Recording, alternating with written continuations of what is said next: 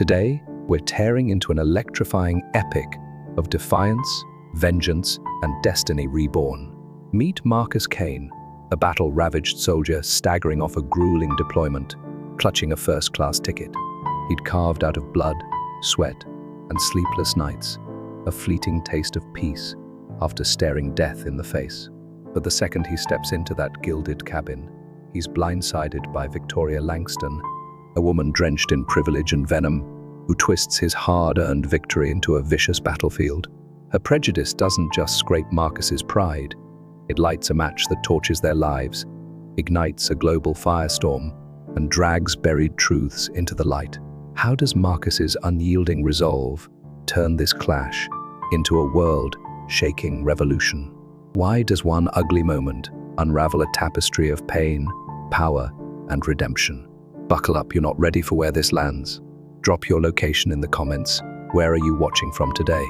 If this saga of unbreakable will, jaw-dropping twists, and epic transformation grips you, smash that subscribe button now and join the fight. Marcus Kane exhaled a jagged, uneven breath, the weight of his weathered duffel bag grinding into a shoulder that throbbed from months of relentless combat. His eyes, shadowed by exhaustion and etched with the ghosts of war, sliced through the airport terminal's frenetic chaos travelers darting like spooked prey, heads buried in glowing screens, oblivious to the man who'd walked through hell to stand among them. He was a fortress in the storm, unyielding despite the cracks, worn to the bone. Damn right. But Marcus didn't bend, never had, never would. After 6 months dodging bullets in dust-choked war zones, home was his prize, a beacon he'd clawed toward through blood and fire. His boots hit the tiled floor with a heavy, deliberate thud, slower than they once did, each step a groan from a body battered by shrapnel, sandstorms, and the weight of choices no man should have to make. His uniform, pressed razor-sharp, despite the scars it hid, screamed sacrifice, snagging fleeting stares from the crowd. Marcus barely registered them. Eyes on him were just static after the battlefields he'd left behind. That first-class ticket, gripped tight in his fist, wasn't just paper, it was a lifeline, a rare indulgence he'd wrestled with in the dark hours before dawn. He'd pictured Ava's weary smile, the one that held him together through every grainy video call, or Lily's bright, messy drawings pinned to their fridge. Back home, little stick-figure soldiers she'd scribbled to protect Daddy. The money could have gone there, to ease their quiet struggles. But after half a year of back-to-back missions, nights under a sky spitting tracer rounds, days hauling wounded brothers through a haze of smoke, and screams he'd claimed it. This seat wasn't just comfort, it was a damn medal, a fleeting sanctuary from a world that chewed men up and spat them out. The terminal roared around him, suitcases clattering like distant gunfire, voices tangling in a dull, relentless hum, intercoms barking static over the din. He slid his ticket across the counter, meeting the clerk's gaze with a tight, weathered grin that didn't quite reach his eyes. She snapped to attention, scanning it fast, her fingers trembling slightly as she clocked the uniform. "Thank you for your service, sir," she said, her nod crisp with reverence, handing it back like it was sacred. Marcus tipped his head, brushing it off with a grunt. He didn't need fanfare, just AVA's arms around his neck, and Lily's voice shrieking "Daddy" through the house. 3 hours, he growled to himself, steering through the crowd toward the first-class lounge, his pulse ticking like a countdown. The memories clawed at him as he walked ambushes at dawn, the crack of a sniper's round missing his skull by a whisper, the gut-wrenching boom of an IED that stole 2 of his squad in a heartbeat. He could still smell the acrid burn of gunpowder, feel the grit of sand in his teeth, hear the ragged gasps of a kid, barely 20, bleeding out in his arms. But there'd been fire in the dark too, laughter over stale rations in a crumbling outpost, the steel bond of men who'd die for each other without a second thought, the quiet nights where they'd trade stories of wives, kids, dreams to keep the despair at bay. That's why he'd enlisted purpose, forged in the crucible of chaos, a vow to protect something bigger than himself. It had carried him through the deployments, the losses, the nights he'd stared at the stars wondering if he'd make it back. Now, it was pulling him home, to Ava's steady love and Lily's wild, fearless spirit. The lounge glowed ahead, a beacon of calm cutting through the terminal's madness. Plush seats sprawled out in orderly rows, suits hunched over laptops, their ties choking them as they typed furiously. Retirees swapping stories in hushed murmurs, their voices soft against the distant clatter. Then his eyes locked on her. Victoria Langston. She was a neon sign of arrogance. Impossible to miss a tailored blazer hugging her frame like armor, heels gleaming like polished daggers, blonde hair sculpted into a crown of icy perfection. Her designer bag sprawled across the seat beside her, a velvet rope staking her claim, daring anyone to challenge it. Everything about her screamed dominance, the gold watch flashing on her wrist like a warning, the diamond studs glinting in her ears, the way she held herself, chin tilted skyward, as if the world turned at her command. Her eyes swept the room, cold and calculating, a queen surveying her court. Marcus didn't peg her vibe at first. War had taught him looks were a mask heroes, and cowards wore the same skin until the bullets flew, and he'd seen enough polished shells crack under pressure to care. But as he closed in on his seat, the one right beside her throne, her posture shifted, shoulders stiffening like a predator sensing an intruder. He stopped, boots planting firm. "Excuse me," he said, voice a low rumble carved from years of barking orders. "That's my spot." Victoria didn't flinch. She turned her head slow, deliberate, raking him over uniform, boots, skin, soul, her sneer blooming like a storm cloud rolling in. Then came the strike, silk wrapped but razor sharp. "Are you sure?" Her brow arched like a drawn bow, eyes flicking from his chest to his face with a disdain so thick it hung in the air. "This is first class." The words landed like a slap, soft but loaded, a tone daring him to prove he belonged. Marcus's jaw clamped shut, a spark of fury flaring in his chest, but his voice stayed steady as bedrock. "Yeah, I'm sure," he said, meeting her gaze head-on. "It's mine." Victoria eased back into her seat, nails tapping a slow, mocking rhythm on the armrest, a predator toying with prey before the kill. She sized him up again, disbelief dripping from her pores like sweat, her lips twitching as if suppressing a laugh.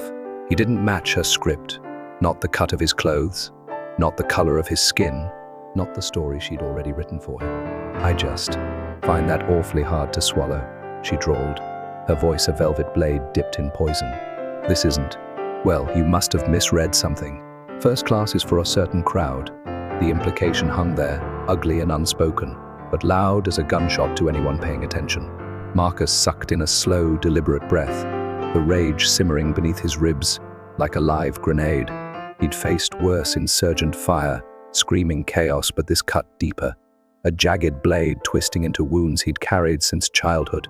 After all he'd bled for, all he'd survived, her snobbery was a spit in the face. "No misread," he fired back, voice iron and unyielding.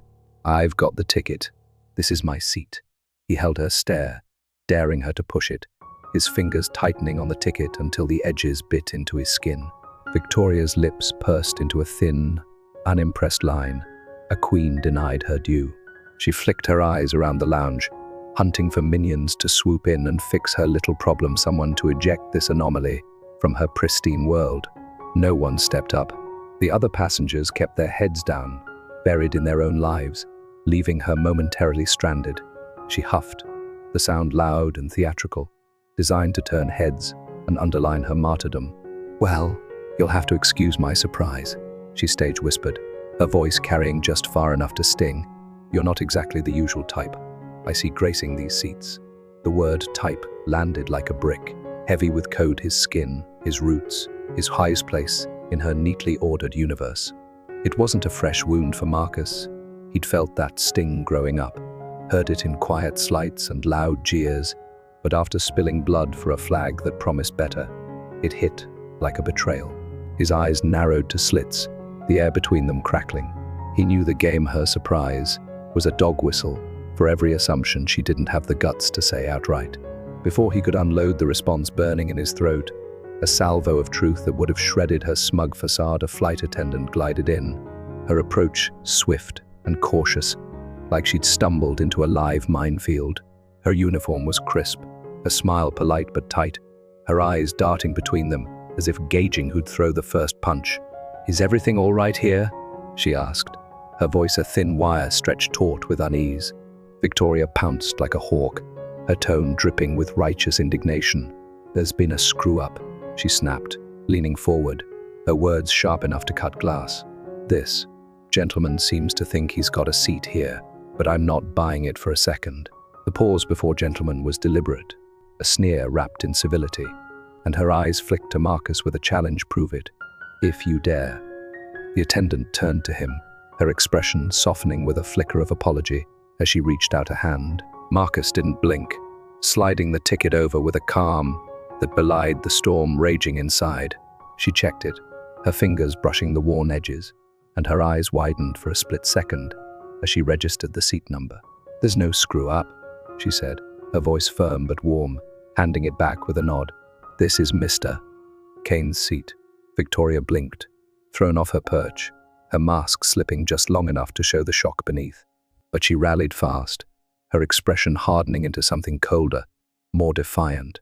"That's awfully peculiar," she muttered, the words a barb tossed out for all to hear, loud enough to linger in the air like smoke. The attendant forced a tight, professional smile, her patience visibly thinning. "It's all legitimate, ma'am," she said, her tone clipped but steady. "Mr. Kane, please settle in, we're boarding soon."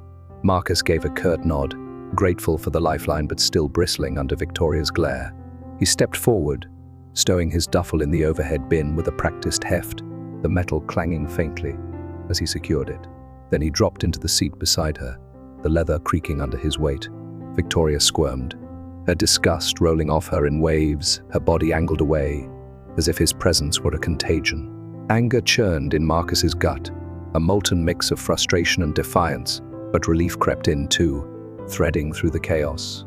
He dodged bigger battles than this petty skirmish with an entitled stranger. All he craved was peace, a quiet flight home to Ava and Lily, not this simmering war.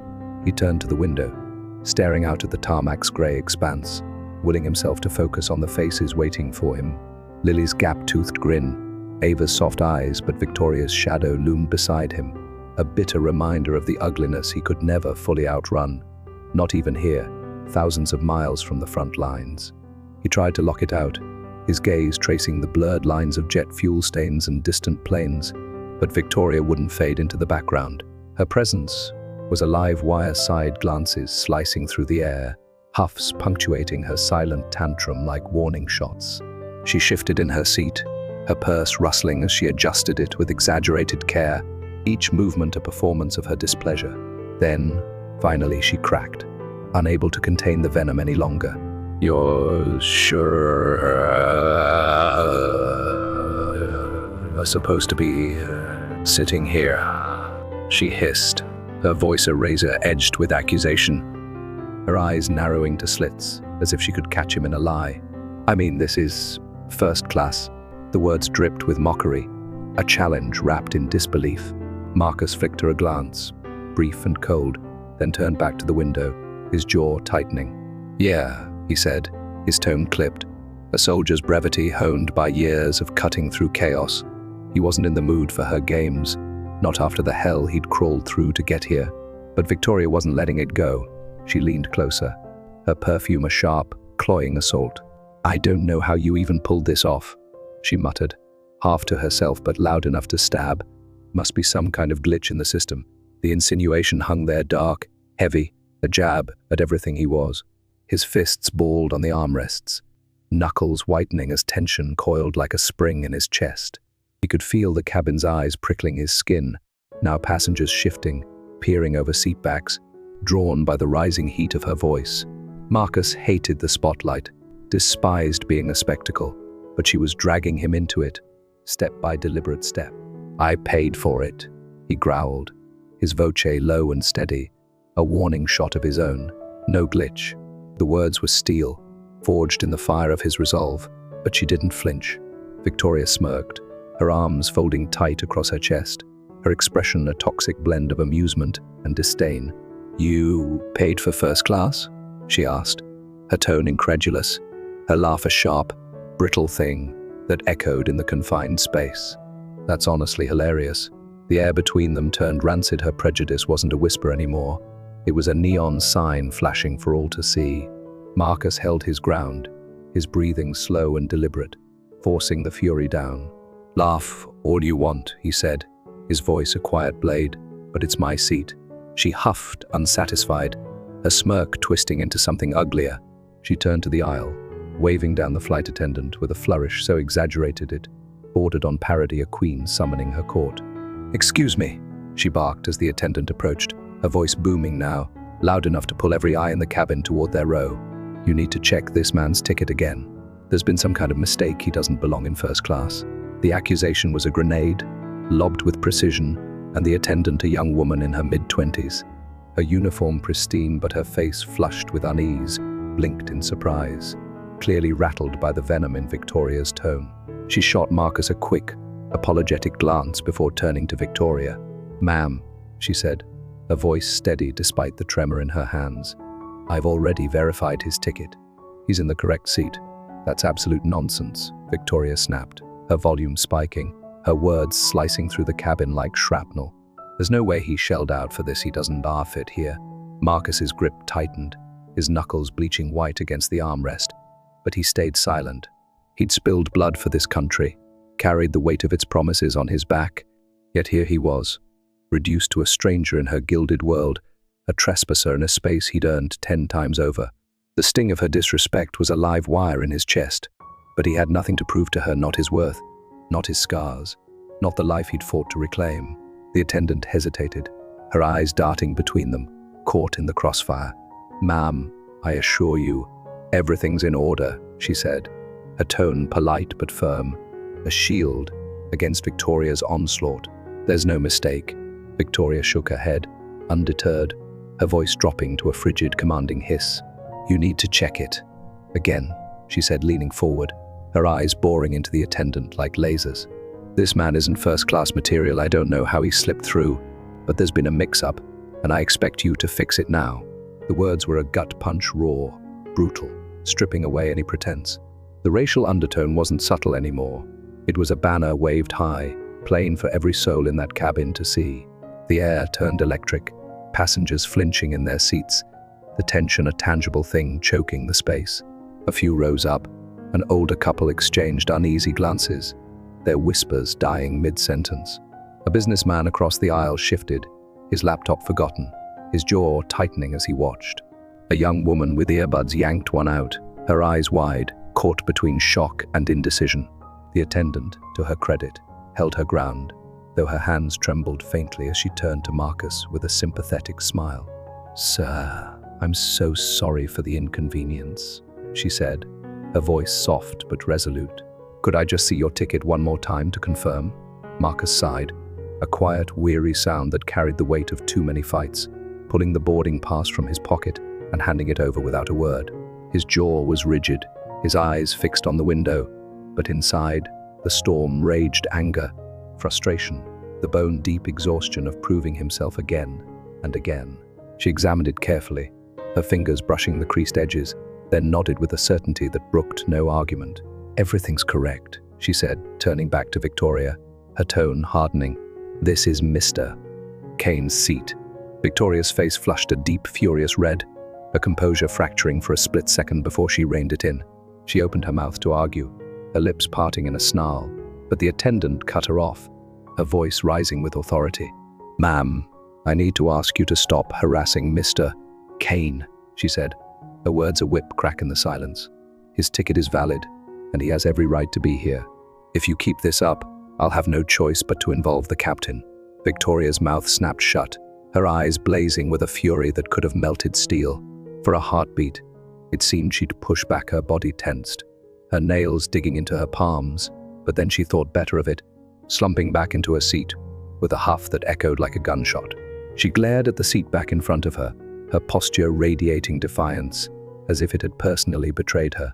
Marcus let out a slow, quiet breath, the tension in the air easing just enough to breathe again. The attendant handed back his ticket with a soft, genuine smile. "Thank you for your patience, sir," she murmured, her voice laced with regret. "I'm truly sorry for all this." "Not your fault," Marcus replied, his tone low and gruff, a soldier's absolution. She nodded, her posture stiff with the effort of holding it together, then turned and walked away down the aisle, her steps quick and purposeful, leaving the wreckage behind. Relief washed over him, but it clashed with the bitter bile rising in his throat. Victoria's words still hung there, a toxic fog he couldn't shake, sharp, cutting, a reminder of every time he'd been sized up and found wanting for reasons beyond his control. He settled back into his seat, the leather cool against his back, determined to focus on the light ahead home. Ava's laughter, Lily's small hands tugging at his uniform. This would fade, he told himself, just another scar to carry. But Victoria wasn't done. Even after being shut down, her anger simmered, a live coal waiting to flare. She turned to him again, her eyes narrowing to venomous slits. "This whole thing is beyond absurd," she muttered, loud enough to pierce his silence, her voice dripping with self-righteous scorn. "I don't know why everyone's making such a ridiculous fuss over this. It's obviously just a misunderstanding." Marcus didn't bite. He saw no point in feeding her fire. Nothing he said would pierce that armor of entitlement. She pressed on, undeterred by his silence. "I mean, it's not like I said anything awful," she continued, her tone thick with justification, as if she were the victim here. "People are so hypersensitive these days. You can't even breathe without someone crying foul." His jaw clenched, the muscle ticking as he fought the urge to snap back, to unload the weight of every slight he'd swallowed in his life. He knew it would only escalate, turn this into a shouting match he didn't need. Instead, he focused on the rhythm of his breath, slow and steady, anchoring himself to the promise of home. Soon he'd be off this plane, far from her toxic orbit. But she took his silence as an invitation, her voice rising slightly, sharp with irritation. "It's not like I was rude," she said, her words a defiant banner. "I just asked a simple question. People jump to conclusions because they want to be offended." Finally, he'd had enough. Marcus turned to her, his eyes hard as flint, his voice low and controlled but carrying the weight of a storm. "You didn't ask a question," he said, each word deliberate, cutting through her noise like a blade. "You judged me." Victoria flinched, caught off guard by the quiet force of his words, her smug facade flickering. For a heartbeat, she seemed to consider a response. Her lips parted, her brow furrowed, but then her expression hardened, defiance snapping back into place. "Well, forgive me for being shocked," she snapped, her tone venomous now, her voice rising to a brittle edge. "I don't usually see." Marcus raised a hand, sharp and final, cutting her off mid-sentence. "Don't bother," he said, his voice firm, unyielding, a wall she couldn't breach. "I know exactly what you saw." The words landed like a thunderclap, stripping away her pretense, leaving the truth bare between them. Victoria stared at him, her mouth agape, as if stunned he'd dared to interrupt her, to call her out so plainly. She teetered on the edge of a retort, her eyes flashed, her breath hitching, but then she shut her mouth with a snap, turning away with an annoyed huff that reverberated in the silence, her body rigid with barely contained rage. Marcus shook his head, a faint, bitter twist to his lips, and turned back to the window. He wasn't going to let her bait him into a brawl. He'd faced down insurgents. And worse, her petty jabs were nothing he couldn't handle. He'd seen her kind before, cloaking their hate in veiled barbs and condescending smirks, and he'd learned long ago not to let it sink its hooks into him. As the minutes ticked by, he tried to lose himself in the thought of Ava's voice, Lily's laughter, the warmth of home, anything to drown out the hostility radiating from the seat beside him. But relaxing fully was a pipe dream with Victoria inches away, her presence a live wire buzzing with resentment. A few rows ahead, the older couple exchanged uneasy glances again, their hands clasped tight, murmuring about what's wrong with people these days. The businessman across the aisle shifted uncomfortably, his fingers hovering over his keyboard as if debating whether to intervene. The young woman with the earbuds stared openly now, her phone forgotten in her lap, her expression a mix of outrage and awe. Marcus knew this moment would stick with them, those who'd seen it unfold. For some, it'd be a stark, ugly reminder of how prejudice slithered through everyday life, quiet but lethal. For others, it'd be a fleeting, awkward scene they'd shrug off once the plane touched down, another story lost in the noise. As the aircraft taxied down the runway, the engines growling to life, Marcus took one last deep, steadying breath, vowing to leave this confrontation in the dust. The wheels lifted off, the ground dropping away, and the plane soared into the sky, carrying him closer to home. But even as the city shrank to a speck below, the weight of Victoria's words clung to him like damp smoke. a shadow he couldn't shake. The tense silence that followed settled over the first-class cabin like a shroud, thick and suffocating. Victoria sat fuming, her arms crossed tight, her body angled away from Marcus, as if his very existence were an affront to her carefully curated world. She stared at the seat back ahead, her fingers drumming an erratic beat, her frustration a palpable thing pulsing in the air. Marcus ignored her, his focus shifting inward, away from the woman who'd tried to strip his dignity bare.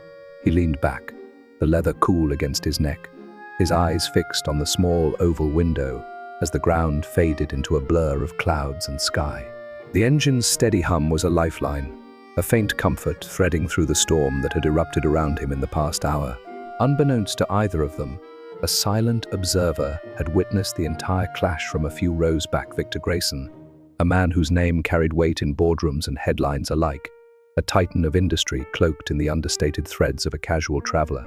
He sat there, his posture relaxed but his presence radiating a quiet, unshakable authority, the kind earned through decades of battles, won in both commerce and conscience.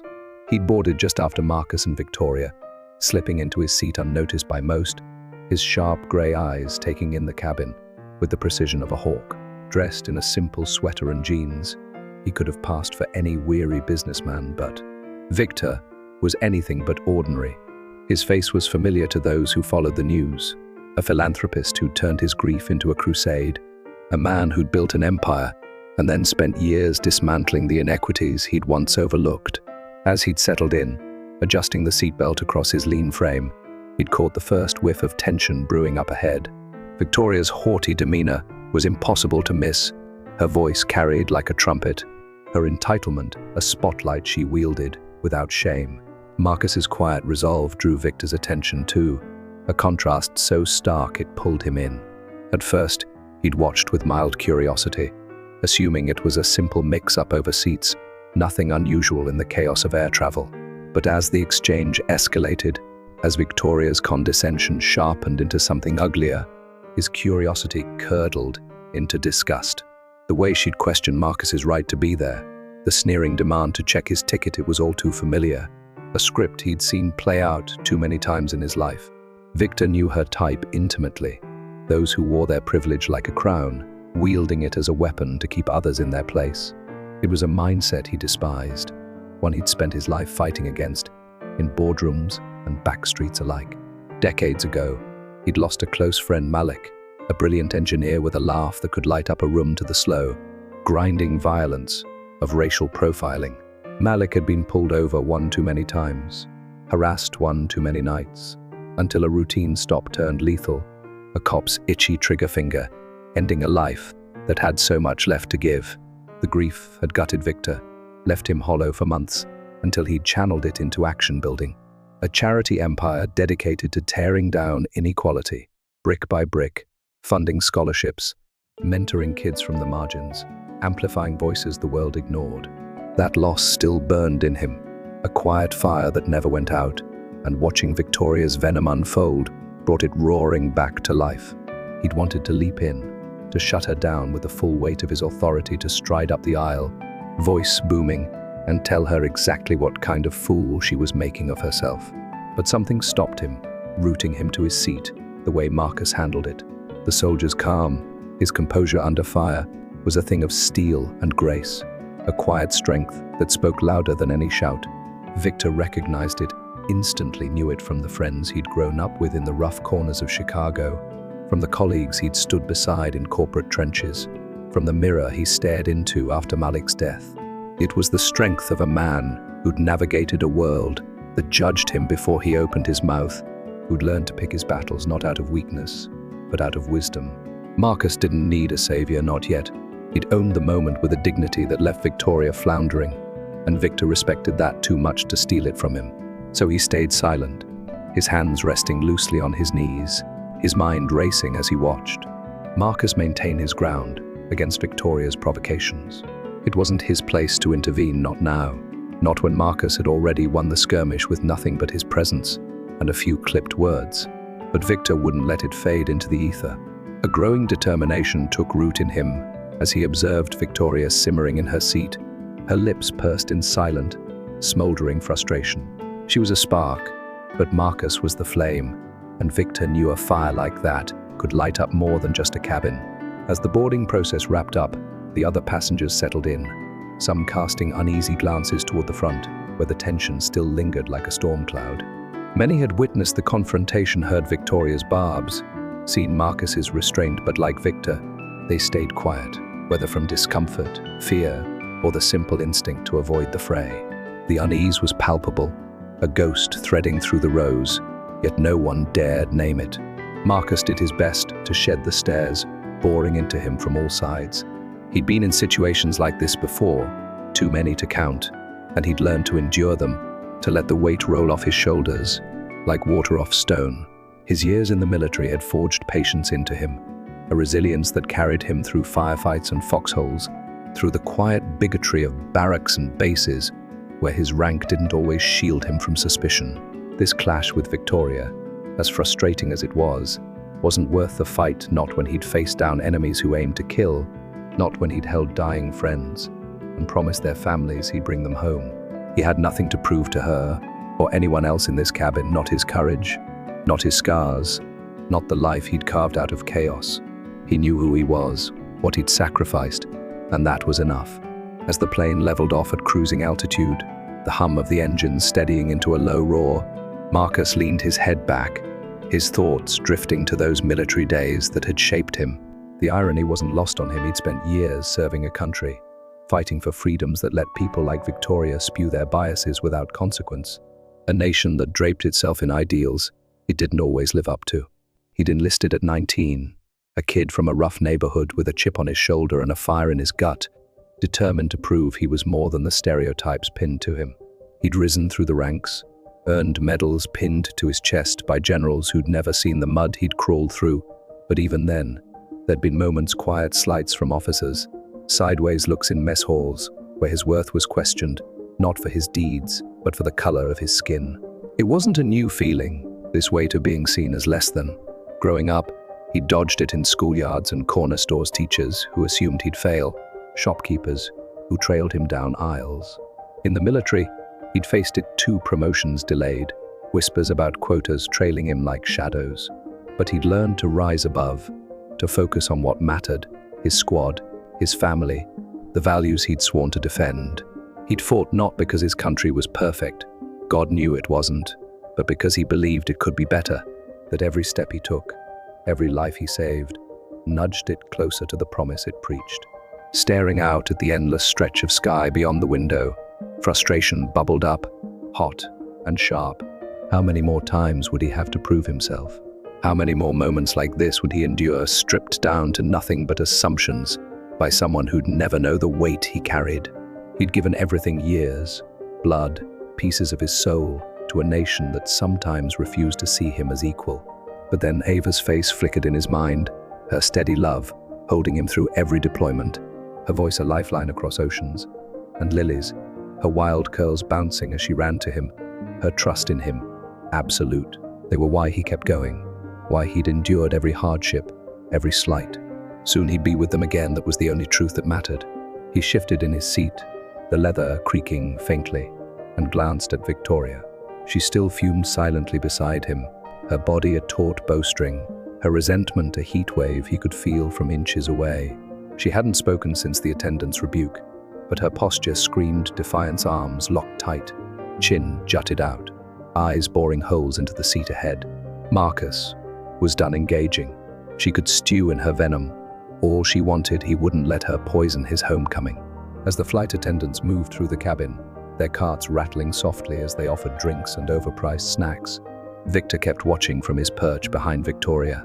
He'd been reflecting too, his mind churning through the scene he'd witnessed, through the countless times he'd seen this same play unfold in different costumes: a boardroom snub, a street corner stop, a quiet dismissal masked as politeness.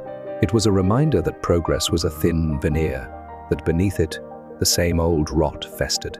But Victor wasn't a man to sit idle. He'd spent too long fighting, too long building something from the ashes of his own pain, to let this moment slip by without action. Marcus's quiet strength, his refusal to let Victoria diminish him, had left a mark on Victor deep, indelible, a spark he couldn't ignore. He believed in recognizing those who embodied resilience, dignity, integrity qualities. He'd spent his life chasing qualities Marcus wore like armor. As the attendants passed his row, their voices a soft murmur against the engine's drone, Victor made a decision. He wasn't sure how he'd act yet, his mind was still spinning through possibilities, but he knew he couldn't let this fade into the humdrum of a routine flight. Marcus had shown grace under fire, and Victor had the means to turn that grace into something bigger, something that could ripple out and touch lives beyond this cabin. For now, he stayed quiet, his hands folded in his lap, his gaze steady. He'd learned timing was everything in business, and in life he'd wait for the right moment, the perfect opening. Until then, he'd let Marcus have his piece. The soldier had earned it tenfold. The flight stretched on, the hours blurring into a haze of engine hum and recycled air. Marcus lost himself in thought again, his mind drifting back to his last deployment, a brutal stretch in a desert hellhole where the sun scorched the earth to ash and the nights brought no relief, only the crackle of gunfire and the distant wail of mortars. He remembered the mission's raids at dawn, sweeping villages for intel, the adrenaline spiking as they breached doors not knowing what waited inside. He thought of his squad Rico, the joker who'd kept them sane with his terrible impressions, Jamal, the quiet giant who'd carried an extra medkit for the rookies, Sarah, the sharpshooter who'd saved his life twice over with a single shot. They'd relied on each other in ways civilians couldn't fathom, their bond forged in the crucible of danger, where race and background melted away under the weight of loyalty, trust, competence. It was a stark contrast to the world outside, where people like Victoria judged him without knowing the first damn thing who he was, what he'd done, what he'd lost. He'd seen change in those small moments, how Rico had decked a bigot in a bar for slurring Jamal, how Sarah had chewed out a lieutenant for doubting Marcus's calls. They'd stood together, a unit, united by something deeper than skin or status. He believed the broader world could learn that too, slow and painful as the lessons might be. Change wasn't a fantasy, it was a fight, one he'd waged every day he put on that uniform. As the plane pressed on through the sky, Marcus closed his eyes, letting the engine's hum lull him into a fragile calm. He didn't know what lay ahead, not the turbulence of this flight or the life beyond it, but one thing was certain. He wouldn't let people like Victoria hold him back. He'd fought too hard, sacrificed too much, to be diminished by her narrow-minded venom. Unaware of the silent witness behind him, Marcus had no idea this flight was about to take a turn that would redefine everything. Victor, deep in thought, kept his gaze fixed on Victoria's seatback, his mind crafting a plan as the plane cut through the clouds. He'd seen enough, heard enough to know this wasn't just a fleeting spat. It was a crack in the facade, a chance to do something real. The flight might be quiet now, the cabin settling into a restless hum, but beneath the surface, something massive was brewing. A storm neither Marcus nor Victoria could yet fathom. Their journey, this clash in the sky, was about to become a catalyst, a spark that would ignite a reckoning far beyond the confines of first class. The plane's wheels kissed the tarmac with a soft, shuddering thud, the engines winding down as they taxied to the gate. The long flight was over, and a wave of relief rippled through the cabin, passengers stirring from their seats with the restless energy of captivity, unshackled. For Marcus, it wasn't just the end of a trip, it was the close of a gauntlet he'd run, without flinching, a test of will he'd passed with his dignity intact. He'd stayed steady through Victoria's onslaught, his resolve a shield against her venom, but as the plane slowed, exhaustion crashed over him like a rogue wave. He stretched his shoulders, wincing as the tension in his muscles sang a sharp, familiar tune, a reminder of the battles behind and the home ahead. All he wanted now was to see Ava's face light up, to feel Lily's small arms flung around his neck, her voice a wild chorus of Daddy's back. The thought made the wait to disembark a slow torture, every second stretching into eternity. Across the aisle, Victoria was already on her feet, gathering her belongings with the brisk efficiency of someone determined to erase the past few hours. Her posture was stiff, her face still etched with that smug superiority she hadn't spoken to Marcus since the attendant's rebuke, and though her silence might have hinted at retreat, she carried herself like she'd won some unspoken war. After all, she hadn't apologized, hadn't conceded an inch of her ground.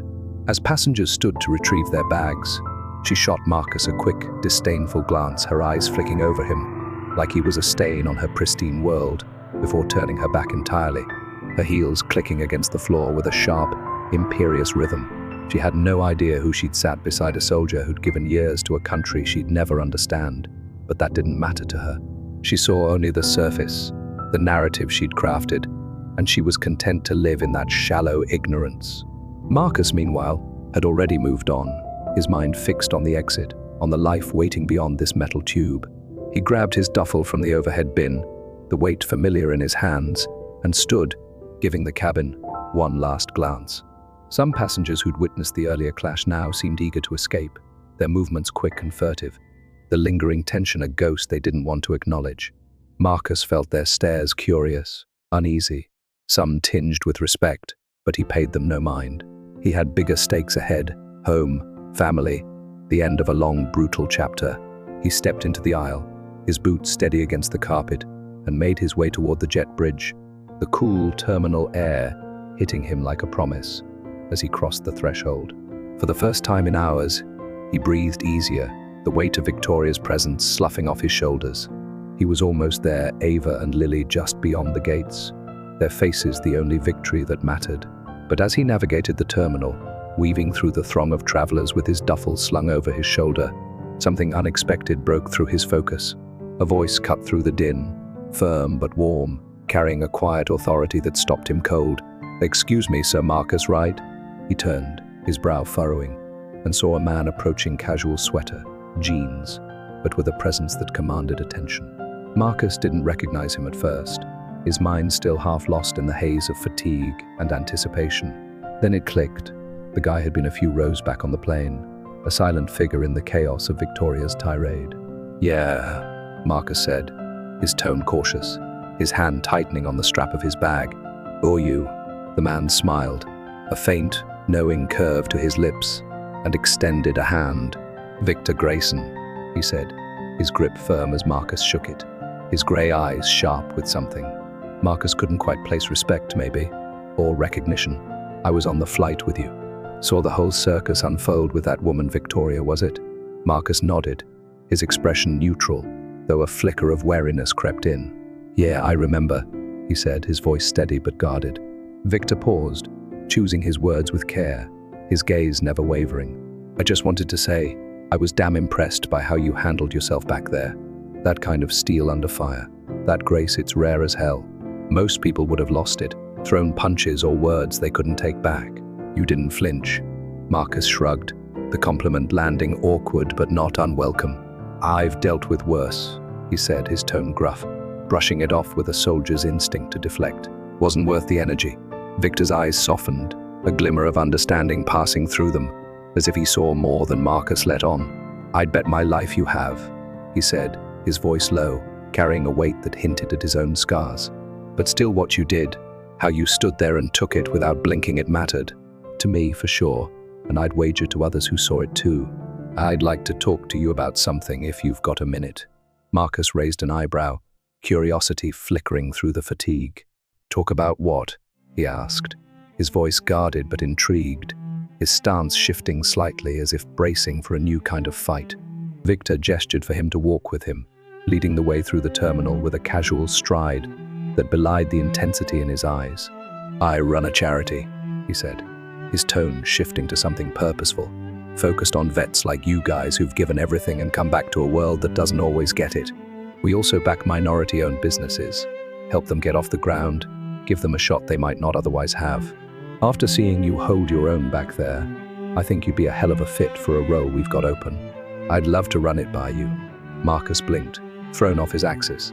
He'd expected a quick thanks from a fellow passenger, maybe a nod of solidarity, not this. Not an offer dropped out of the sky like a live round. He followed Victor, his boots thudding against the polished floor, his mind racing to catch up. "What kind of role?" he asked, his voice cautious but laced with a spark of interest. The soldier in him, sizing up the terrain. Victor smiled as they reached a quieter corner of the terminal, away from the bustle, the fluorescent lights casting stark shadows across his weathered face. "We're always hunting for leaders, folks who can inspire, guide, show others the way through the dark. You've got that in spades.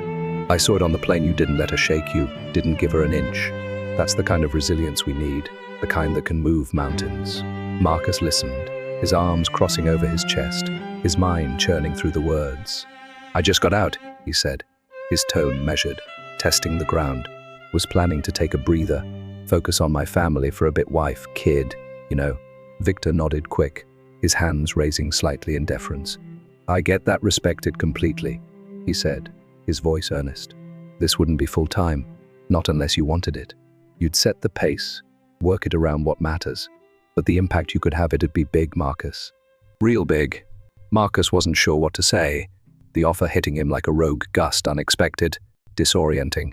The idea of working with vets, with people like him who'd come back carrying ghosts, tugged at something deep, same, with lifting up businesses from the margins, giving them the shot he'd fought for his whole life. It was sudden, a curveball he hadn't seen coming when all he'd wanted was to get home and leave Victoria's venom in the rear view. "What kind of impact?" he asked after a beat, his voice low, probing, needing more than vague promises to bite. Victor's eyes lit up, a fire sparking behind them as he leaned in slightly, his voice dropping to a conspiratorial rumble. "We've got a few irons in the fire, stuff that could use someone like you steering the ship. One's a mentorship program for vets, transitioning out guys who've seen what you've seen, done what you've done, but don't know how to fit back into this mess of a civilian world. You could guide them, help them find their footing, share the kind of wisdom you can't learn from a manual. Then there's the grant seed money for minority-owned startups, folks with big ideas but no cash or connections to make them real. We're talking businesses that could change neighborhoods. Lives yours to be the voice that gets him over the line." Marcus nodded slow, his mind racing with possibilities, images flashing Ava's cousin, who'd come back from Iraq a shell and never found his way. The barber down the street who dreamed of his own shop but couldn't scrape the funds. He'd always wanted to do more after the military, to keep serving in a way that didn't mean boots on the ground, something tangible, something that stuck. This felt like it could be it, a lifeline thrown from nowhere when he least expected it. Victor sensed the gears turning, the hesitation warring with the spark, and pressed gently. "Look, I'm not asking for a yes right now," he said, his tone easy but firm. "Just come by, meet the team, see what we're building. I think you'd be blown away." Marcus studied him, the man's quiet intensity, the sincerity in his grey eyes. "A meeting, huh?" he said, a faint grin tugging at his lips despite himself. Victor grinned back, a flash of teeth that carried a hint of triumph. "Yeah, we're based just outside the city, quick drive. How about tomorrow?" "No pressure, just come see what's on the table." Marcus considered it for a long moment, the weight of the day pressing against the flicker of possibility Victor had lit. Then he nodded, decisive. "All right, I'll swing by." They shook again, Victor's grip a steady anchor, and as they did, Marcus felt a surge of something he hadn't in a while, purpose, raw and untested, stirring beneath the exhaustion. This wasn't just a random encounter, it felt like a door creaking open, a path he hadn't known, he'd been searching for. As he walked away from Victor toward the exit, his boots echoing against the tile, Marcus couldn't shake the gratitude threading through the fatigue. He'd come off that plane wanting nothing more than to bury the clash with Victoria, to sink into the quiet of home. But now, that moment was spinning into something else, something bigger. The next day, he pulled up to the address Victor had scribbled on a scrap of paper, a modest brick building tucked in the city's heart, its facade unassuming but buzzing with purpose. He wasn't sure what he'd find, but stepping inside hit him like a warm wind. Photos lined the walls, vets grinning with their families, entrepreneurs cutting ribbons at new storefronts, a collage of lives stitched together by grit and hope. Victor greeted him at the door, that same easy smile lighting his face. "Glad you made it," he said, clapping Marcus on the shoulder and leading him to a conference room where a handful of team members waited, diverse faces, sharp eyes, a mix of youth and scars that mirrored his own. The meeting kicked off, and as Marcus listened to Victor and the team unpack their projects, he felt the pull deepen. They talked numbers, vets they'd pulled from the brink, businesses they'd seeded that were now thriving, but it was the stories that hooked him. A Marine who'd found his way out of addiction with their help, a single mom whose bakery was feeding her block. Their work was real, tangible, the kind of change he'd fought for in uniform, but rarely saw stick. When it wrapped, Victor turned to him, his look hopeful but steady. "So, what do you think?" Marcus didn't hesitate this time, a smile breaking through the weariness. "I think I'm in," he said, his voice firm, the decision locking into place like a rifle bolt sliding home.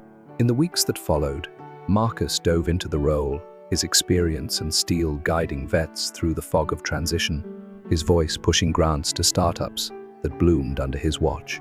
It was brutal work, long nights, raw stories, but it lit a fire in him, a purpose he hadn't known, he'd been starving for. As for Victoria, she strutted off that plane blind to the tsunami her actions had unleashed. She'd walked away convinced she'd won after all. She'd held her ground, kept her pride, but in reality, her venom had set Marcus on a path that would eclipse her wildest reckoning. She went back to her high-rise office, her cushy life at Langston Elite, a top-tier marketing firm in New York, oblivious to the ripple she'd started. But fate wasn't done with her. Unbeknownst to either Marcus or Victoria, a fellow passenger had caught their clash on a smartphone. Ethan Carter, a wiry college kid with a mop of dark hair and a restless energy, tucked a few rows back. He'd watched it unfold, his thumb hovering over the record button, torn between stepping in and staying out. Something about Marcus's calm, Victoria's venom, had struck him a nerve he couldn't shake. After a day wrestling with it, pacing his cramped dorm room, he posted the video online, a raw caption scrawled beneath. "This is what prejudice looks like in 2025. We've got to do better."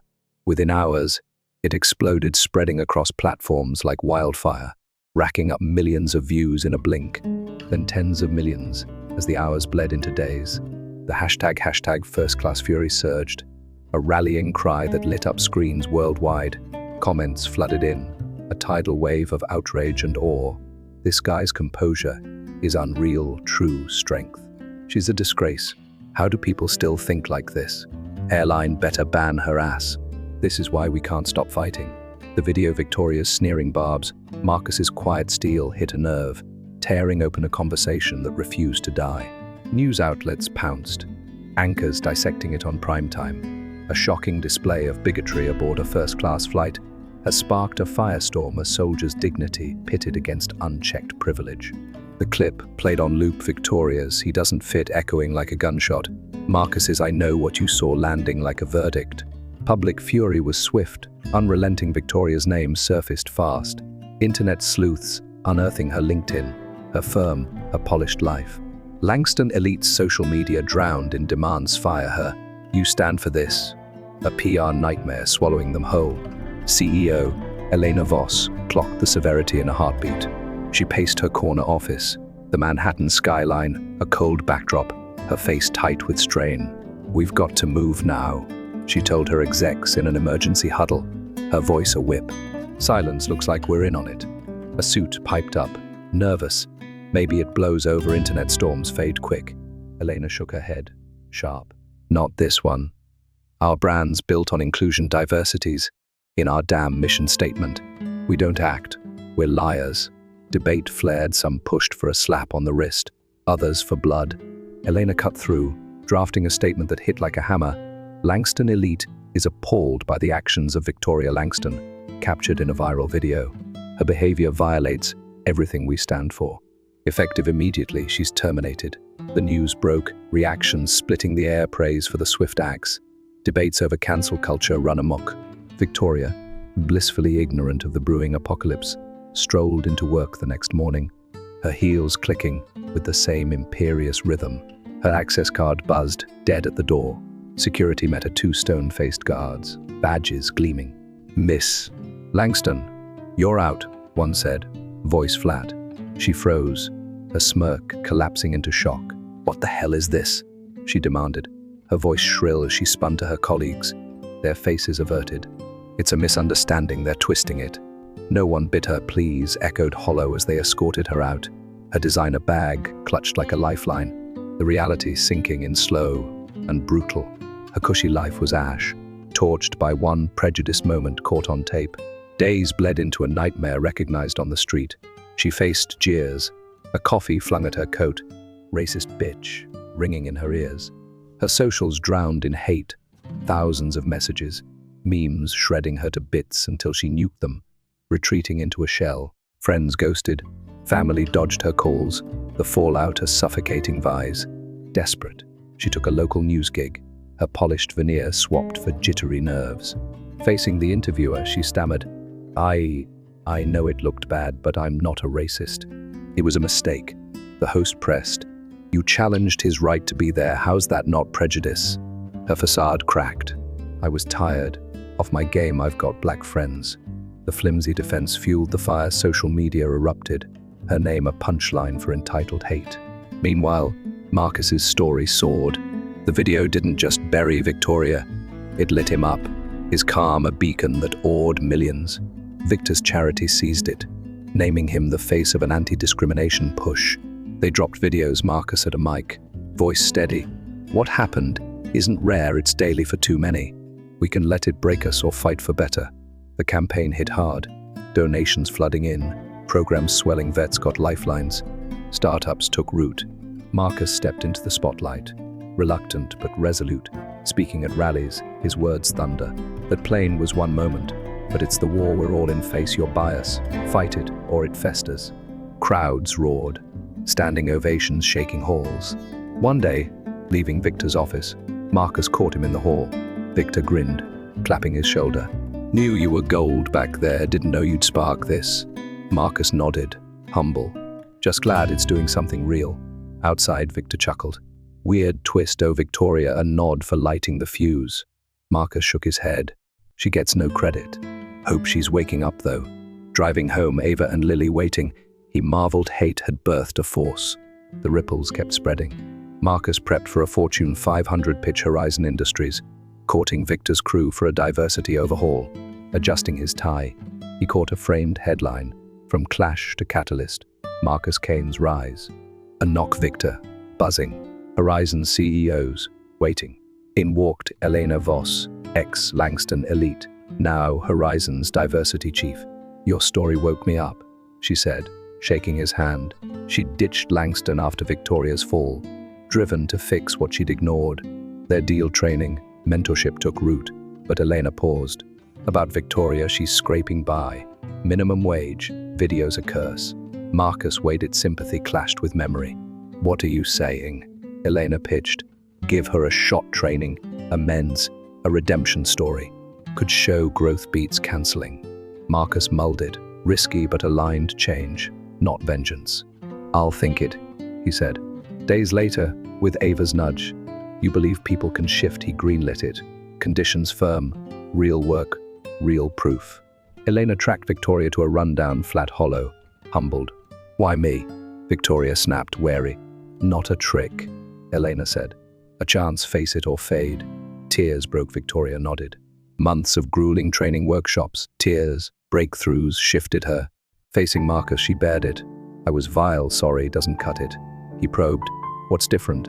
She spilled privilege, microaggressions, duty to act. They teamed up, their story clashed to alliance, hitting crowds hard.